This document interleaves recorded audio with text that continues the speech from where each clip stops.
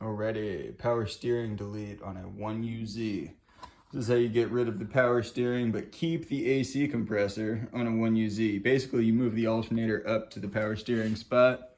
That's a 42mm spacer. And then this little bracket right here has 6.5-inch holes on center. I'm sorry, half-inch holes, 6.5 inches on center.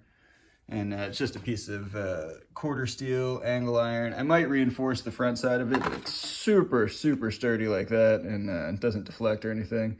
You also get to keep the tensioner, and you don't have to do any weird ribbed pulleys or anything.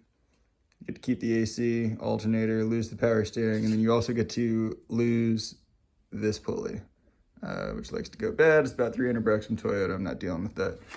You need a 62.5-inch belt. This is the Continental part number.